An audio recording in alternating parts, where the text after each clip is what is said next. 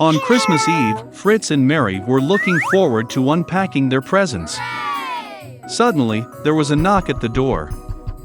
It was their uncle with a bunch of gifts in his hands. The children were very happy to see him. Then they began to unpack the presents. Mary got fancy dolls, toy dishes, and a beautiful silk dress. Fritz also got what he wanted, a magnificent horse and a mouse king. Mary noticed that there was a soldier under the tree. It was the Nutcracker, designed to neatly crunch hard nuts. The girl really liked it. But Fritz said it was his gift and tried to take it from his sister. The children stretched the Nutcracker so far that they tore his arm off. The broken toy became unnecessary for the boy. Mary was very upset and burst into tears. But my uncle was able to repair the soldier. The girl was happy and hugged him gently. The day was very busy, so she soon got tired and fell asleep right under the tree. During her sleep, Mary heard strange sounds. They were like mouse fuss. The girl opened her eyes. The objects in the house seemed much larger than they were. And the tree under which she fell asleep became absolutely gigantic. Mary realized that it was not the objects that had increased, but that she had decreased. Suddenly, the Mouse King with his army appeared before the eyes of the astonished girl. Mary was very frightened and wanted to run away. But the giant mice stopped her. And then a miracle happened. The Nutcracker jumped to his feet and grabbed the girl. They instantly climbed the tree to the bookshelf, and along it got to Fritz's toys. There was a whole collection of tin soldiers. The Nutcracker called for help.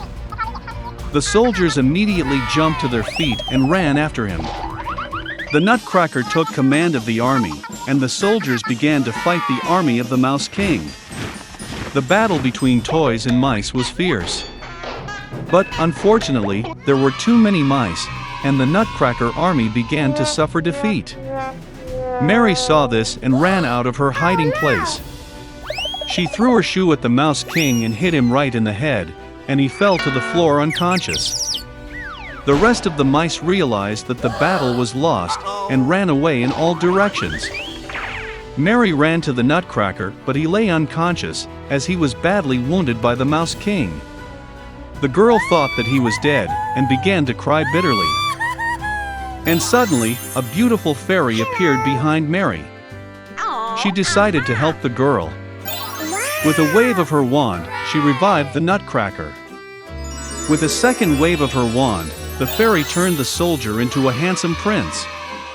Mary and Nutcracker looked at each other with loving eyes, and could not take their eyes off. With a wave of her wand for the third time, the fairy took the couple in love to the kingdom of sweets. The trees there were made of candy, and the flowers were made of marmalade. It was a wonderful place. Mary closed her eyes for a second in pleasure. And suddenly, she heard the voice of her mother, who called her by name. Opening her eyes, the girl saw her mother, who looked at her in confusion. Mary also could not understand what was happening. The girl told about her wonderful journey, but her mother only smiled sweetly. Then Mary saw the pewter Nutcracker in her arms. And then she realized that she had slept under the tree all night, and everything that happened to her was just a vivid dream. A few years later, the nephew of their godfather came to visit Mary and Fritz. As soon as he entered the house, the girl almost fell to the floor in surprise. The boy looked like the Nutcracker as 2 drops of water. He also liked Mary at first sight. After some time, they got married, and lived no worse than in the magic kingdom of sweets. Once upon a time there was an old miller who had 3 sons. When the miller died, he left his sons a mill, a donkey, and a cat. The eldest got the mill, the middle got the donkey, and the youngest had to take the cat. The older brothers laughed at him, but the cat promised that he would make his younger brother rich if he gave him a pair of boots and a bag. The owner was surprised, but fulfilled the cat's request. The cat immediately pulled on his boots on his hind legs, poured oats into the sack, threw it over his shoulders, and went hunting. In the forest, he opened the bag, threw it on the ground, and hid himself in the thickets. He didn't have to wait long. A curious hare galloped to the sack and climbed into it to feast on oats. And the cat was just waiting for that. He jumped out of the thicket, tightened the sack, lifted it on his shoulders, and went to the royal castle. The king of that country was a great lover of good food. The cat bowed deeply to him, handed the hare, and said that it was a gift from his master, the Marquis de Carabas. The king was pleasantly surprised by this surprise. The cat bowed like a real nobleman and hit the road. The next day he went hunting with the sack again. This time he managed to catch 2 fat partridges. The king was delighted to see another pleasant gift.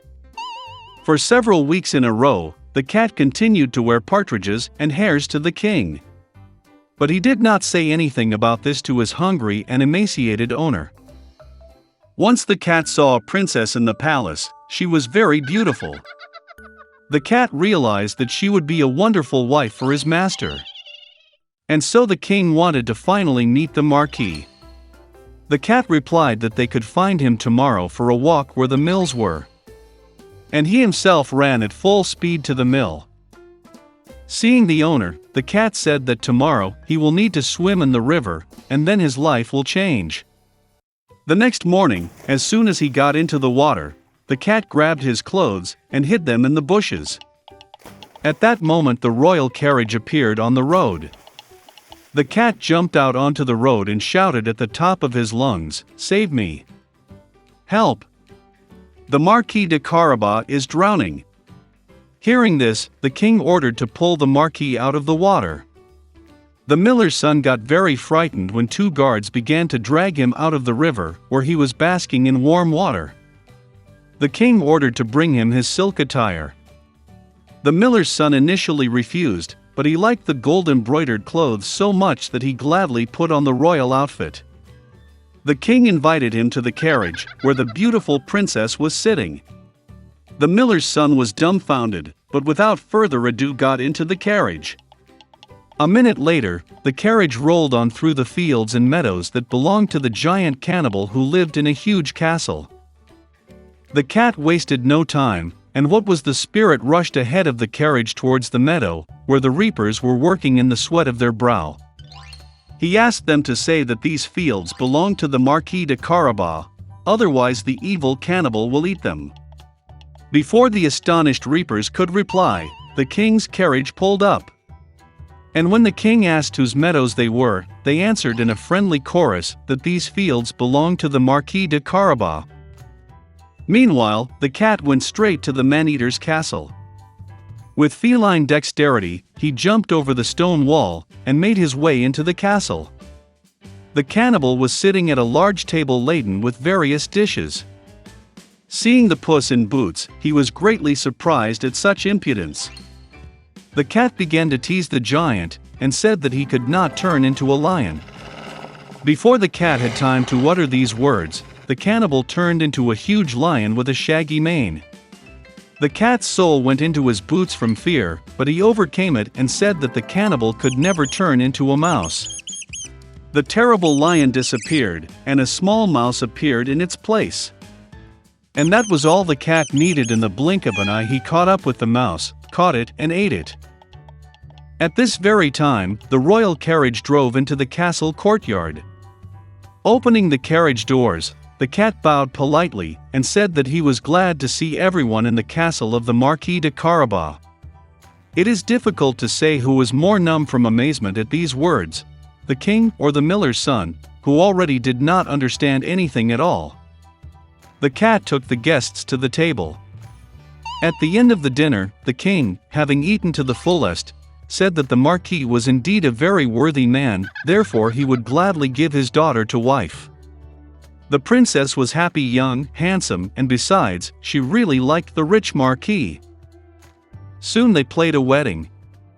So the miller's son married a princess and became a prince. All of them lived happily ever after, especially the cat, who proudly paced the palace in high boots.